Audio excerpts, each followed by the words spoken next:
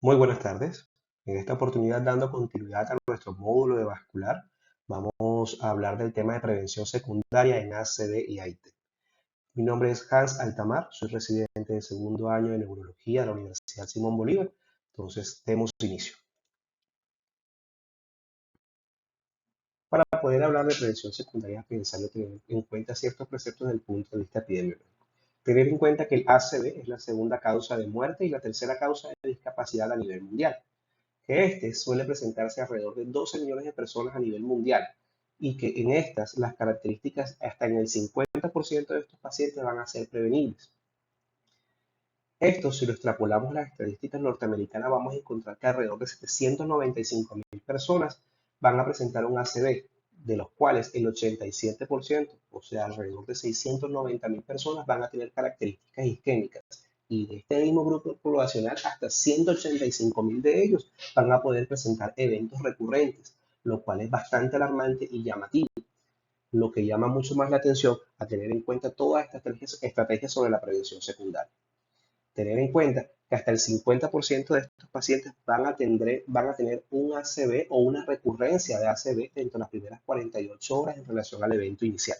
Y si se asocia en este caso a los pacientes con AIT, estaríamos hablando que aproximadamente 240.000 personas van a presentar un AIT de manera anual, pero que ellos van a tener un riesgo de recurrencia bastante alto, entre el 7 al 17.4%, para generar un nuevo evento dentro de los próximos 90 días en relación al episodio inicial. El riesgo, tanto a corto o largo plazo para esto, va a estar directamente ligado al mecanismo generador de la ACV, y la prevención secundaria pues requiere de la evaluación adecuada del paciente, de la identificación de los mecanismos generadores y de sus correcciones, a lo que nos definiría entonces en términos generales que la prevención secundaria serían todas estas estrategias que utilizamos con la finalidad de disminuir la recurrencia de un nuevo evento vascular. Entonces son todo este tipo de estrategias. Esto viene refrendado en relación al estudio Express también, publicado en el 2009, donde se demostró que el reducir los retrasos en la prescripción de un tratamiento de prevención a las primeras 24 horas tiene un efecto positivo sobre nuestros pacientes, reduciendo la tasa de recurrencia a 90 días hasta en un 80%. En términos estadísticos, para el estudio estuvo relacionado en un porcentual de 10.3 contra un 2.1% sobre el grupo poblacional que recibió atención durante las primeras 24 horas. Para poder entrar en materia sobre la prevención secundaria es importante recordar conceptos básicos. Entonces, en esto vamos a hablar de lo que sería un AIT y un ACV menor. En este caso, para AIT lo vamos a definir como un episodio transitorio de disfunción neurológica causada por una isquemia cerebral focal sin evidencia de infarto agudo en neuroimagen. Esta va a estar evaluado por un score que es el ABCD2, el cual va a tener una puntuación mayor de 4 para ser considerado como un AIT de alto riesgo.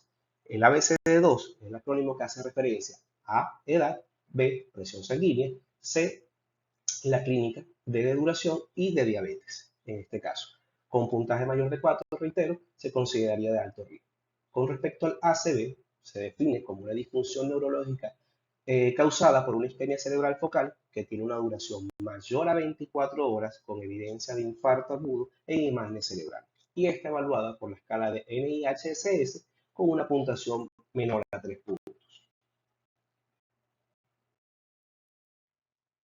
Entonces, con respecto a las metas para tratar sobre la prevención secundaria, pues los 4 pilares fundamentales van a estar basados en la terapia antihipertensiva, la terapia antitrombótica, que a su vez va a estar subdividida entre agregación plaquetaria y anticoagulación, terapia hipolipemiante y control glucémico. Es de anotar que aquí hay otra serie de características como modificación de estilo de vida, limitación de consumo de sustancias y demás, pero esto lo trataremos más adelante en la charla, basándonos principalmente en estos 4 pilares de tratamiento. Con respecto a la hipertensión arterial, es reconocer que es uno de los objetivos más importantes referente a la prevención secundaria para el accidente cerebrovascular, teniendo en cuenta que nuestros pacientes en un contexto de ACV o un AIT van a tener como antecedente relevante una hipertensión. Entonces, esto está estrictamente ligado con la patogénesis de la enfermedad aterosclerótica, que se encuentra altamente relacionada con la producción o generación de eventos cerebrovasculares. Ahora bien, está descrito que los pacientes pueden alcanzar una disminución de riesgo relativo de reincidencia de eventos vasculares hasta en un 19% cuando se alcanza un adecuado control de la presión arterial. Pero ¿de dónde sale este porcentaje? ¿Qué avala esta cifra? Pues en este caso tenemos 4 ensayos clínicos aleatorios, los cuales encontramos el SPS-3, que hace referencia a la prevención secundaria en ACV lacunar, el PAS-PP, que hace referencia al control de la prevención del control de presión arterial posterior a un evento cerebrovascular, el ensayo podcast, donde es la prevención del deterioro cognitivo después de un ACV, y el estudio RESPECT, que es el efecto del control de la presión estándar versus un control intensivo de la presión arterial en pacientes con un ACV recurrente. Entonces, para esto se realizó dentro de estos estudios de manera independiente, pues no tuvieron un impacto significativo sobre lo que sería un adecuado control o cuáles serían las cifras tensionales asociadas. Entonces, para un metaanálisis que reunió todos estos 4 grupos, se hizo la consideración de lo que sería un control intensivo, que sería el control menor de 130, inclusive hasta menor de 120 mililitros de mercurio sobre la presión sistólica, entre un manejo conservador que sería entre 150 a menor de 140 milímetros de mercurio sobre la presión sistólica. Entonces, esto permitió demostrar que era significativo o que era mucho mejor el control en tasas menores a 130 milímetros de mercurio sobre la presión sistólica, lo que generaba un factor protector y que disminuía las tasas de reincidencia contra los eventos cerebrovasculares. Entonces, es por esto que la meta o el objetivo en este caso sería tensión arterial menor de 130 milímetros de mercurio con respecto a la presión sistólica. Por otra parte, con respecto al tratamiento, vemos que encontramos diferentes grupos farmacológicos. Entre estos están IECA, ARA2 y diuréticos tiacídicos.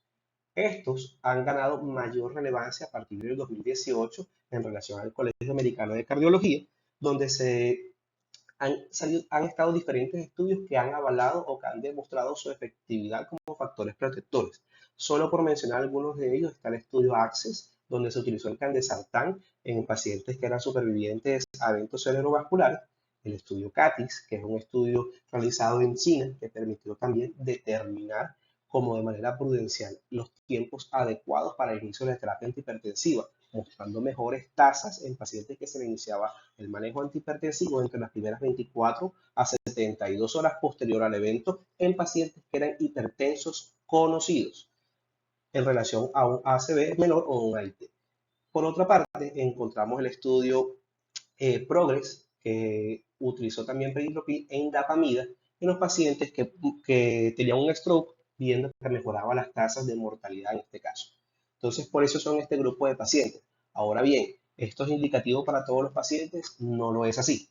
Estos pacientes deben ser individualizados, deben ser tratados de manera independiente y escoger el mejor agente antihipertensivo para cada uno de ellos, teniendo en cuenta que algunos tienen ciertas contraindicaciones según el tipo de comorbilidad que tengan. Entonces, esto debe ser evaluado de manera independiente por cada clínico. Con respecto a la integración plaquetaria, es otro de los pilares fundamentales con respecto a la prevención secundaria. Entonces, vamos a tener 4 preceptos básicos sobre los cuales vamos a trabajar en este contexto. Entonces, encontramos de manera inicial el ACV menor con el IHS menor de 3 o AIT de alto riesgo con un ABCD2 mayor de 4, va a estar con indicación de doble integración plaquetaria durante las primeras 2 a 24 horas hasta los primeros 7 días y puede extenderse hasta los 21 días. Esto seguido de terapia de integración plaquetaria simple. En los pacientes que tienen un ACV menor o un AIT de alto riesgo que no tienen causa cardioembólica, se recomienda el uso de terapia antiplaquetaria sobre la terapia de anticoagulación, respectivamente. En pacientes en contexto de un ACV tardío, pues se va a recomendar el uso de antiagregación plaquetaria simple, y esto se le define como pacientes con un ACV menor en un periodo mayor a 7 días, respectivamente. Y este último precepto, que no está evaluado aún por la AJA y hace referencia al estudio ARAMIS, hace referencia a los pacientes con un ACV isquémico agudo en el periodo de menor de 4.5 horas de inicio, en donde se hizo la comparación de pacientes con ACV en este tipo de condiciones que no eran consideradas como incapacitantes o que no interferían con la funcionalidad del paciente. Se hizo la comparación de recibir doble terapia de antiagregación plaquetaria durante 12 días respectivamente en comparación a la terapia fibrolítica, mostrando que la doble terapia de antiagregación plaquetaria no era menor y que por el contrario tenía mejor perfil de seguridad para estos pacientes, lo cual lo hace interesante y por eso he traído a colación. Hablar sobre estas características de antiagregación plaquetaria indiscutiblemente es hablar de los estudios Chains y Point, pero no haría justicia a toda la información con la que contamos sobre referencia a la antiagregación plaquetaria. Entonces, en este caso vamos a empezar a desplazarnos sobre la línea del tiempo de acuerdo a los principales antiagregantes plaquetarios y a la forma en la que estos se fueron generando por sus estudios a través del tiempo. De manera inicial, es importante recalcar que encontramos los primeros estudios en relación al International Stroke Trial y el Chinese Acute Stroke Trial, que sería IST y CAS respectivamente, en donde se hizo la comparación del uso temprano de aspirina, el cual mostró que había una disminución tanto en tasa de recurrencia como de mortalidad en pacientes post-ACV. En este caso fue variable, sus resultados fueron variables porque iban desde los 14 días hasta los 6 meses respectivamente, pero sí se demostró que también había un aumento leve con respecto a las hemorragias intracraneales. Entonces, ahora sí continuando con los representativos, en este caso con el estudio CHAINS, es donde se hizo el uso de la doble antiagregación plaquetaria en contexto de ASA más clopidogrel por 21 días en comparación con aspirina haciendo un seguimiento a 90 días, demostrando que la doble antiagregación plaquetaria era superior a la monoterapia. En este estudio en particular, esto no pudo ser generalizado porque fue realizado en una población china, teniendo en cuenta que sus características demográficas y sus polimorfismos genéticos son tan variables y que se comportan de manera tan atípica en relación a las otras poblaciones, esto no pudo ser extrapolado y por ello nació POINT. POINT, que nace en el 2018, tiene las mismas características en cuanto a los preceptos de doble antiagregación plaquetaria en comparación con monoterapia, pero hubo ciertas variaciones. Dentro de las variaciones, pues fueron países de Occidente, 12 países diferentes en total, y la dosis que se utilizó del clopidogrel fue mucho mayor, que fue de 600 miligramos en comparación a la de Chains, que fue de 300 miligramos. Entonces, esto hizo que en POINT hubiera mayores desenlaces con transformaciones hemorrágicas, pero aún así se reafirmó que la doble terapia de integración plaquetaria era superior a la monoterapia y que ejercía un factor protector con respecto a la recurrencia. Bajo estos dos estudios, posteriormente se realiza un metaanálisis que es el que nos permite tener las características con las cuales hacemos la formulación diaria de la doble antiagregación. Entonces, para esto se demostró que entre los primeros 7 a 10 días, específicamente durante los primeros 7, es donde mayor beneficio se le aporta al paciente tras una administración de doble terapia de antiagregación plaquetaria. Pero este beneficio puede extenderse hasta los 21 días respectivamente y mayor de ellos no hay beneficio si hay una mayor asociación con transformaciones hemorrágicas. Entonces, es a tener en consideración que estas son las características con las cuales hacemos este tipo de formulación. Por otra parte, encontramos que durante este tiempo también se hizo dos estudios con respecto al ticagrelor. Entonces, aquí encontramos el estudio de Sócrates, estudio Sócrates, donde se hizo la comparación directa del ticagrelor con respecto a la aspirina, utilizando pacientes que tenían un NIHSS menor de 5 con un AIT de alto riesgo, que sería un ABCD2 mayor de 4 respectivamente, o que presentaran estenosis extra o intracraneal sintomática. Este estudio no fue concluyente porque los pacientes que estaban sometidos al uso de ticagrelor, algunos de ellos venían consumiendo previamente ASA, lo cual puedo superponer que fue una terapia de doble antiagregación, por lo cual sus resultados no eran fiables. Esto posteriormente, en el 2020, con el estudio TAILS, también teniendo el mismo precepto de tratamiento, como estábamos diciendo, AC menor o AIT de alto riesgo, se hizo la comparación de ticagrelor y aspirina versus aspirina sola, mostrando que la terapia dual fue superior, con la única diferencia era que se asociaba a mayor riesgo de sangrado. Entonces, y que esto respectivamente generó una recomendación a partir de la AJA. La recomendación que se generó con la AJA fue que esta doble terapia de antiagregación de ACE y ticagrelor puede ser utilizada dentro de las primeras 24 horas en los pacientes que hayan tenido un ACV menor o un AIT de alto riesgo con o sin estenosis de gran vaso y silateral con oclusiones mayores al 30%, lo cual lo determinaron como una recomendación de clase 2B. Aparte de esto, con el estudio CHAINS-2, también se asoció que la terapia con el ticagrelor puede ser una terapia opcional en pacientes que generan polimorfismos genéticos asociados al pobre metabolismo o la pobre activación del clopidogrel, teniendo en cuenta pues, que esto ocurre más en poblaciones chinas o caucásicas respectivamente, pero es a tener a consideración. Por otra parte, con respecto a la terapia dual a largo plazo en ictus no cardiopólicos, también entonces tenemos ASA y dipirilamol. Entonces, para esto nos devolvemos en la línea del tiempo y encontramos el estudio ESPS, que está alrededor de los años 1985, en donde se hizo el estudio de la aspirina en relación con el dipridamol de acción corta, mostrando que tenía un factor protector con una reducción de riesgo relativo de hasta un 37% en comparación a la población que se estudió, que era en placebo respectivamente. Por otra parte, estuvo el ESPS2, en donde encontramos también el ASA más dipridamol en terapia conjunta, pero en este caso el dipridamol de liberación prolongada en comparación a placebo, el cual también pues, tuvo un riesgo relativo favorable en comparación al 23% en referencia al estudio previo. Esto posteriormente fue evaluado la combinación de ASA más dipridamol en comparación con la monoterapia con aspirina a través del estudio SPLIT, el cual mostró la mejoría o la superioridad con respecto a la doble antiagregación plaquetaria. Posteriormente, esa doble antiagregación fue evaluada en correlación con el clopidogrel a través del ensayo PROFES, el cual permitió generar unas recomendaciones a partir de la AJA.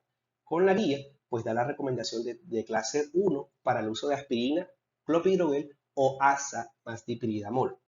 En este caso, dipridamol con liberación prolongada, en los cuales determinan que cualquiera de las dos terapias puede ser bien utilizada y que no se prefiere ninguna opción sobre la otra. Por otra parte, encontramos que el uso de aspirina o clopidogrel con cilostazol en la prevención secundaria como terapia de largo plazo, encontramos dos estudios. Entonces, encontramos inicialmente el estudio WARS y el estudio CSPS. Entonces, en estos se evaluó directamente el efecto del cilostazol como terapia de adición a la terapia de antiagregación plaquetaria. La limitación, esto fue realizado en estudios japoneses en pacientes que tenían estenosis intracraneal sintomáticas, que era entre el 50, con conclusiones de entre el 50 al 90% respectivamente. Y al no ser reproducivo y al quedarse sobre exploraciones orientales, pues solamente tendría esa recomendación y debe ser evaluado bajo estricta mirada del clínico que esté tratando en este momento. Por otra parte, eh, pues encontramos los estudios ESPS3 con referencia a la enfermedad de pequeño vaso, donde se demostró que la doble terapia de antiagregación plaquetaria para infartos laculares estaba totalmente contraindicada, pues se relacionaba peor con desenlaces funcionales y con alto riesgo de transformaciones hemorrágicas. Y por otra parte, encontramos también el estudio LACY2, que en este caso es el monohidrato de isosorbide y el uso del cilostazol, los cuales están en fase 2, aún no han sido replicados a fase 3, pero los resultados hasta el momento son prometedores con respecto a factores protectores. Por otra parte, con respecto a los ESUS, que hace referencia a todos estos eventos que son criptogénicos en pacientes que han sido previamente estudiados y se han descartado que sean causas embólicas o etiológicas específicas, hay 4 estudios en particular. Entonces encontramos Navigate, Respect Isus, Atticus y Arcadia. Respectivamente a ellos es la comparación de anticoagulantes orales directos en comparación con la antiagregación plaquetaria. Ninguno de estos estudios ha mostrado superioridad por los anticoagulantes orales sobre la terapia de antiagregación plaquetaria, por lo cual se sugiere es el uso de antiagregación plaquetaria sobre anticoagulación. Y esto resume todas las características sobre lo que mencionamos en la diapositiva anterior.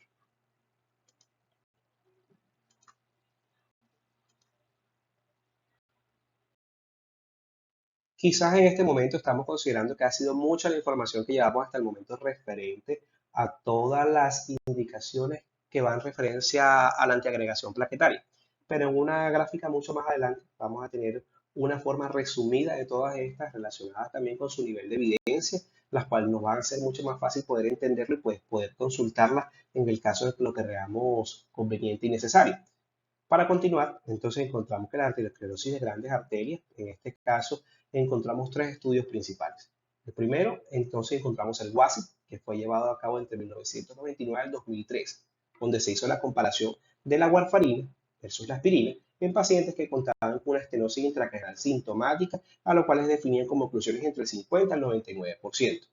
Si bien no hubo diferencias en lo que sería en ambos brazos del tratamiento en cuanto a recurrencia, hubo pues mayor tasa de transformaciones hemorrágicas y complicaciones hemorrágicas en el grupo que respectivamente estaba en manejo con warfarina. Por otra parte, encontramos el ensayo SAMPLIS, que fue llevado a cabo entre el 2008 y el 2011, en donde aquí se hizo la evaluación de los pacientes con estenosis intracraneal de alto riesgo y se hizo la relación del manejo médico agresivo en donde se hizo la terapia de doble integración en colocación o no con un stent. Esto hizo que en el grupo que utilizó el stent más la terapia agresiva de doble integración tuvieran peores desenlaces en correlación a los pacientes que solamente recibieron de terapia de doble integración. Esto mostró que había una reducción del riesgo de accidentes cerebrovasculares hasta del 12.2% en los pacientes que tenían la doble terapia de integración y que fue un desenlace más favorable para este grupo de pacientes. Por otra parte, está el estudio, el ensayo INSPIRES. Este fue publicado recientemente en el 2023, en donde se hizo las características de los pacientes con ACV menor, NIHS menor de 5 y un ABCD2 mayor de 4, que tenían una estenosis extra o intracraneal, a los cuales se agregó manejo con doble integración plaquetaria durante las primeras 72 horas del inicio de los síntomas, haciendo seguimiento, bien sea en este caso de clopidogrel desde el día 22 hasta el día 90, respectivamente. También mostró que había una disminución significativa de los accidentes cerebrovasculares con disminución de su recurrencia, pero que también se encontraba relacionado a un aumento significativo de las hemorragias. Entonces, con respecto a esto, la AJA tiene como recomendaciones que es, en el caso de ACV o AIT, que esté relacionado con una estenosis entre el 50 al 99% de una arteria intracraneal principal, se recomienda el uso de aspirina, 325 miligramos, en lugar de la warfarina, para disminuir el riesgo de recurrencia. Y como recomendación 2A, en pacientes que tengan un ACV o AIT dentro de los primeros 30 días, atribuirles una causa estenótica entre el 70 y el 90%, se puede agregar el clopidogrel a la terapia con aspirina hasta 90 días para reducir el riesgo de recurrencia.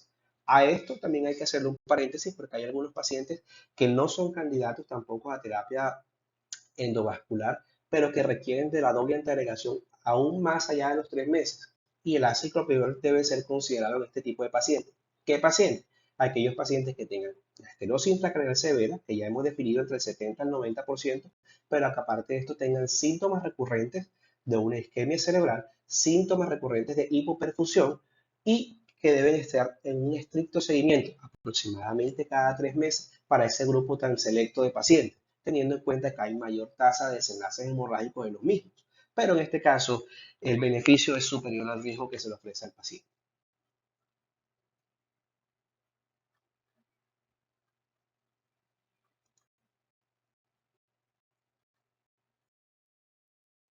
Continuando con la anticoagulación, pues tenemos que recordar que la etiología cardioembólica corresponde aproximadamente hasta el 20 o el 30% de las características etiológicas en la generación de ACV. Entonces vamos a tener unas características importantes a tener en consideración de qué pacientes son susceptibles del manejo con anticoagulación. Entonces para esto encontramos que los pacientes que tengan una FA no valvular, pacientes con valvulopatías mitrales o aórticas, bien sean reumáticas o mecánicas, son susceptibles al manejo con anticoagulación. Pacientes con trombos conocidos sobre la aurícula izquierda, pacientes que tengan una cardiopatía previamente con una fiebre deprimida menor al 35%, pacientes que hayan sufrido un evento coronario con elevación del segmento ST, que hayan tenido asinesia o disinesia apical anterior, son susceptibles también porque es mayor facilidad en generar estasis y van a generar trombos que posteriormente pues, van a tener alto riesgo para generación de eventos cerebrovasculares. Y los pacientes que sean portadores de dispositivos mecánicos de asistencia ventricular. Entonces, con respecto a la anticoagulación, ¿con qué herramientas contamos? Entonces, aquí encontramos dos grupos. El inicial, que son los agonistas de vitamina K, antagonistas de vitamina K, perdón. Hacemos referencia a la warfarina, la cual es un medicamento a tener en consideración. Fue el primero en total, pero hay que tener ciertas consideraciones. Uno de ellas, su alta tasa de interacción con otros medicamentos y con los alimentos, lo que puede llevar a que sea variable su dosis, que su dosificación va a estar limitada o que va a estar impedida porque la alteración en la secuencia del consumo del medicamento puede favorecer a una hiper o a una hipocorrección del mismo y facilitar pues eventos de sangrados asociados. Solo para recordar, tener en cuenta que esta vitamina K, bueno, que la warfarina como antagonista de vitamina K trabaja a partir de la peroxisoreductasa, teniendo en cuenta que favorece a los factores de coagulación dependientes de vitamina K. Son el 2, 7, el 9 y el 10 respectivamente, y a factores procoagulantes endógenos que están relacionados con la proteína C y S respectivamente. Entonces, Para alcanzar medidas terapéuticas siempre hay que estar haciéndole el control de manera habitual, lo que genera un impedimento con respecto al seguimiento y que el INR debe ser entre 2 y 3 respectivamente para este tipo de pacientes. Por otra parte, encontramos los anticoagulantes orales directos, en los cuales encontramos Rivaroxaban, Apixaban, Edoxaban y Dabigatran. Para los terminados en Saban son inhibidores del factor 10A respectivamente, y el Dabigatran, que es un inhibidor directo de la trombina. Entonces, como limitantes sobre la warfarina, su ventana terapéutica es estrecha, su inicio y terminación de acción es lento, las respuestas son impredecibles, sus interacciones con alimentos y medicamentos es mayor en relación a los DOACs que lo presentan, y el fenómeno de resistencia a la warfarina pues que no es muy común realmente. Entonces, con respecto a esto, encontramos la fibrilación auricular. Con respecto a la fibrilación auricular, es de destacar que es la arritmia cardíaca sostenida más común en adultos, con su tasa de incidencia anual en respecto a la ACV alrededor del 5%, y que esta favorece entre 2 a 4 veces más la posibilidad de riesgo y de muerte y deterioro cognitivo relacionado con un ACV. Para la evaluación de la misma, es necesario tener en cuenta la evaluación del riesgo tanto trombótico como sangrado. ¿Qué herramientas tenemos a la fecha que nos puedan permitir entonces esta evaluación? Tenemos dos escalas, Chasbach y Hasbler. Con respecto a la escala de Chasbach, vamos a encontrar que combina factores clínicos que van a permitir estimar el riesgo anual del desarrollo de un ACV. En este caso, para el caso de las mujeres, vamos a denotar que en la tabla ellas comienzan con un punto. Entonces, de acuerdo a su interpretación, en pacientes que están con 0 puntos, la anticoagulación no debe ser considerada. En los pacientes que tienen un punto, para el caso de los varones, debe considerarse la anticoagulación porque ya empezaría con un riesgo moderado, pero en el caso de las mujeres es un riesgo bajo. Con respecto a los 2 puntos, para el varón correspondería a un alto riesgo y debe iniciarse anticoagulación. Caso que para la mujer es considerar si requiere o no de la anticoagulación de acuerdo al escenario clínico. Y mayor a 3 puntos, pues que requiere directamente el inicio de anticoagulación. Por otra parte, la evaluación de riesgo de sangrado está relacionada a la tabla de Hasblet. Entonces, en este caso, hace referencia a condiciones metabólicas que son controlables y que van a indicar una posibilidad de alto riesgo de sangrado, pero una alta puntuación en el Hasblet no contraindica el inicio de anticoagulación en el caso de ser requerido respectivamente. ¿Qué evalúa el Hasblet? Entonces encontramos hipertensión, función hepática, función renal, antecedentes de ACV, antecedentes de hemorragia, alteración de INR, edades avanzadas, condiciones que favorezcan el sangrado o el consumo de alcohol. Estas son las que están evaluadas aquí. Esto es lo que nos va a permitir también evaluación de riesgo. Ahora, ¿qué hay opinión con respecto a la AJA? Con respecto a... ¿Y qué nos dice la AJA entonces con referencia a la fibrilación auricular? Entonces nos dan como recomendación 1A que los pacientes con fibrilación auricular de características no valvulares en el contexto de un ACM menor o un AIT se recomienda la anticoagulación oral.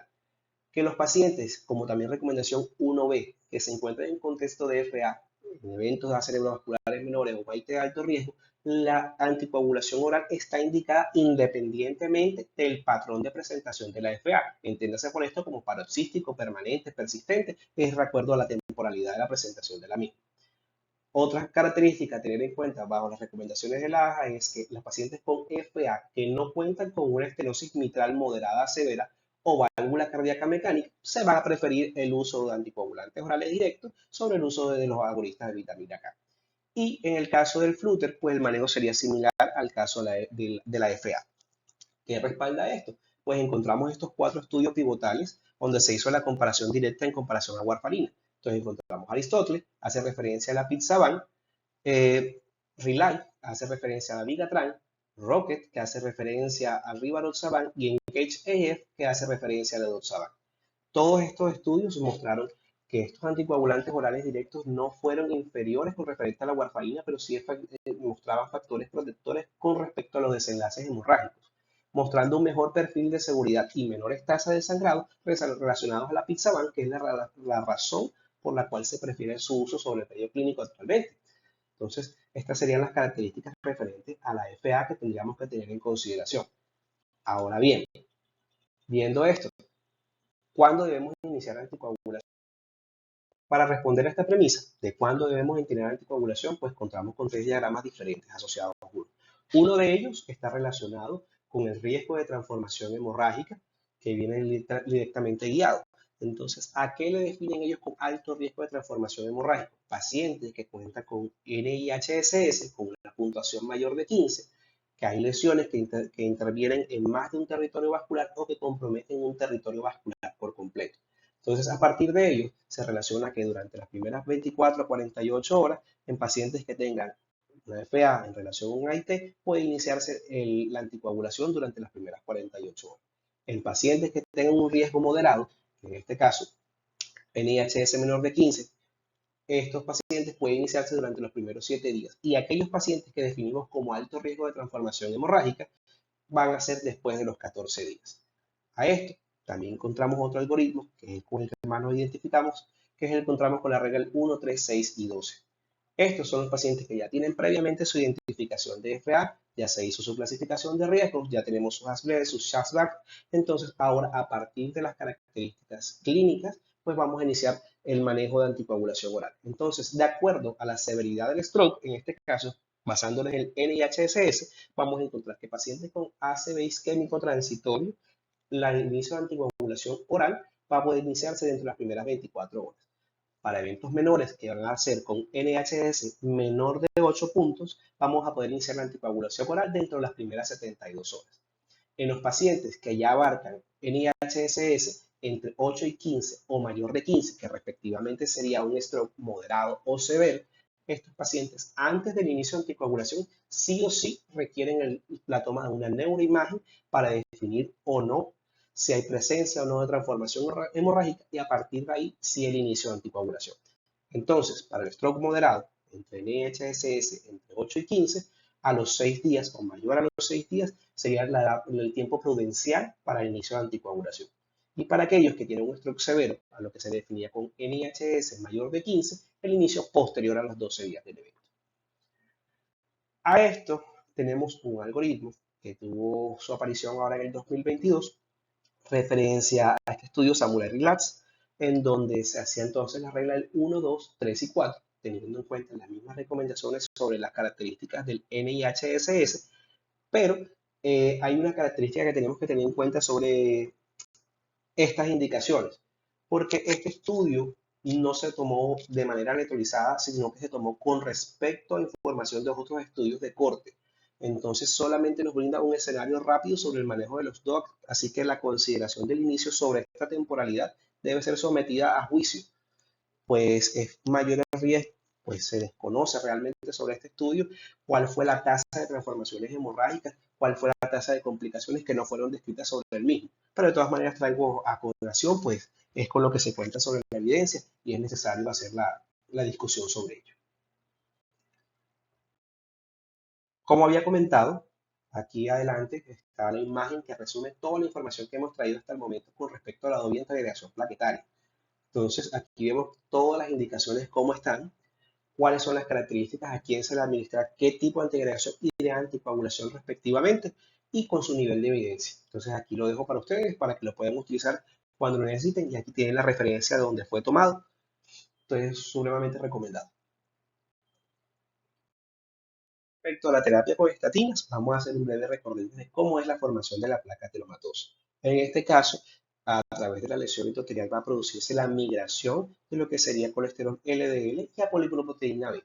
Esto va a favorecer la migración de monocitos y después modulación a macrófagos respectivamente, la fagocitosis de estas células lipídicas para formar las famosas células espumosas que posteriormente van a ser degradadas, se van a acumular y en un intento de contención va a haber migración de las células musculares lisas, las cuales van a generar una estabilización de la placa. Esta estabilización parcial de la placa va a tener un core necrótico que va a estar rico en contenido lipídico libre, células muertas, depósitos de calcio, los cuales van a favorecer posteriormente a la agregación plaquetaria y el factor trombótico que se genera a partir de la aterosclerosis. Una vez dicho eso, entonces aquí es donde intervienen las terapias con estatina.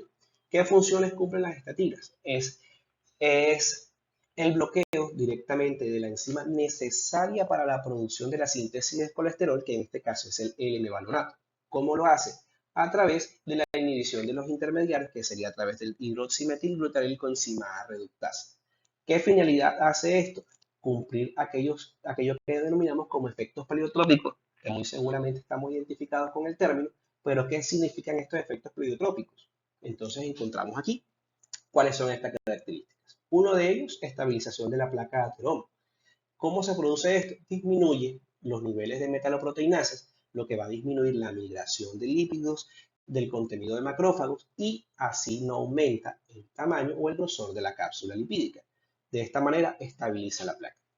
Por otra parte, la modulación de la función endotelial. ¿Cómo lo hace? Facilitando el incremento de la producción de óxido nítrico, disminuyendo la síntesis de otras sustancias vasopresoras, como es el caso de la endotelina y la angiotensina 2. Efectos antiinflamatorios. Dentro de efectos antiinflamatorios estaría la disminución de la interleuquina 6, factor de necrosis tumoral alfa, que también favorecen a la migración o proliferación de los monocitos, que pues van a disminuir la misma formación de células espumosas y perpetuar todo el efecto de la generación de la placa ateromatosa. Efectos antioxidantes. A esto se refiere respectivamente, es que la producción de estos radicales libres favorece la oxidación del colesterol LDL y esto a su vez es proaterogénico en este caso. Entonces, al disminuir la expresión de estos radicales libres, se conserva esa capacidad antioxidante y la placa tiende a disminuir y a no generarse nuevas. Eso respectivamente. Con los efectos antitrombóticos, como mencionaba, el core necrótico, que es la zona más débil, con la cual va a favorecer la agregación plaquetaria, al disminuir todos estos efectos inflamatorios, va a generar alteraciones sobre las concentraciones de fibrinógeno, sobre la viscosidad sanguínea, evitando que se generen nuevos trombos asociados a la terapia con estatina. Esto respectivamente, y el otro serían los efectos sobre la angiogénesis. Ahora bien, una vez descritos los mecanismos por el cual funciona la estatina, entonces busquemos quiénes se benefician de las estatinas. Para esto tenemos tres escenarios clínicos. Entonces vamos a utilizar inicialmente el paciente que tiene un ACV isquémico, pero que no tiene antecedentes de enfermedad coronaria y no hay una fuente cardioembólica asociada, quien cuenta con unos títulos de colesterol LDL mayor de 100. Este paciente se va a beneficiar de estatinas de alta intensidad y se va a beneficiar de dosis de atorvastatina de 80 miligramos respectivamente. Encontramos el paciente que tiene un riesgo moderado, el que tiene un ACV isquémico o AIT en relación con enfermedad cardiovascular aterosclerótica importante, que sería definida como estenosis intracraneal, carotidia, aórtica o coronaria respectivamente. Este paciente se va a beneficiar del uso de estatina más relación con la ezetimiba, teniendo que la ezetimiba tiene como mecanismo de acción la inhibición de la absorción duodenal en el caso de las características de los líquidos. Ahora, ¿a qué definimos como enfermedad cardiovascular arteriosclerótica importante? Pues nos apoyamos en la tabla que encontramos a la derecha, en donde encontramos pacientes con que tengan historial de ataque cerebrovascular isquémico, un síndrome coronario agudo durante los últimos 12 meses, el historial de un síndrome coronario previo al mencionado anteriormente, arteriopatía periférica con un índice de tobillo-brazo mayor de 0.85 o que tengan condiciones de alto riesgo añosos mayores de 65 años, hipercolesterolemia familiar heterocigota, pacientes con antecedentes de hipertensión, diabetes, enfermedad renal crónica con tasas estimadas de filtración glomerular entre 15 a 59 y pacientes que tengan antecedentes de cirugía de bypass, de arteria coronaria o intervenciones coronarias independientemente de los factores ateroscleróticos previamente mencionados. Esos pacientes se beneficiarán entonces de este uso de estatina. Los pacientes que corresponden al muy alto riesgo, que corresponden a la información brindada sobre la tabla derecha, serían pacientes que pese al uso adecuado de estatinas más ezetimiba no alcanzan la meta de tratamiento establecida con el colesterol LDL aún por encima del 70 miligramos sobre decilitro. Estos pacientes se benefician del inicio de inhibidores PCSK9, que van a tener como función la inhibición de la proteína convertasa subtilina quexina tipo 9, cuya función en este caso va a ser ayudar a que los receptores de LDL que se encuentran en el hepatocito capten el LDL. Al estar ausente la PCSK9, esta no va a ser metabolizada, no va a ser guardada, por decirlo de esta manera, no va a ser utilizada, sino que va a ser degradada disminuyendo las concentraciones. Entonces, esta sería la forma en la que podíamos abordar en estos tres escenarios clínicos respectivamente. Entonces, ¿qué respalda este tipo de información? Está respaldada por este estudio, Sparcel, el cual Fue un ensayo multicéntrico doble ciego, donde fue aleatorizado con un estudio poblacional de 4.731 y que fue llevado a cabo entre 1998 al 2001. ¿Qué finalidad tuvo? Pacientes que tenían unos niveles de colesterol LDL entre 100 a 190 y que no tenían antecedentes de cardiopatía coronaria conocida. Entonces, estos pacientes en este estudio de seguimiento a 5 años mostró una disminución del 16% con respecto a la recurrencia en aquellos pacientes que recibieron dosis de atorvastatina de 80 miligramos día en comparación a los placebos. Es de allí que la dosis que se considera es de 80 miligramos respectivamente. Ahora esto hay que tener en cuenta que no todos los pacientes tienen una adecuada tolerancia al uso de la estatina. Si bien esto no es el común denominador, pues hay que tenerlo en cuenta. ¿Por qué? Porque hay síntomas que se encuentran asociados al uso de las estatinas. Entonces, en términos generales, el 75% de los pacientes que van a asistir a la consulta, a las cuales se les va a prescribir una estatina, van a permanecer totalmente asintomáticos, pero el otro 25% pueden cursar en alguno de estos tres grupos clínicos. Entonces vamos a encontrar los pacientes que tienen estos síntomas musculares, que son leves, que son inespecíficos, a los cuales vamos a denominar como mialgia, porque aparte de los síntomas relacionados al inicio de la estatina, no va a haber modificación sobre la CPK. Y su incidencia pues va a estar entre 1 a 20 pacientes por año respectivamente. Aquellos que hacen síntomas musculares, pero que hay una elevación de la CPK, pues va a ser también a los que vamos a determinar como miositis y que se va a presentar entre 1 por cada 250 pacientes respectivamente.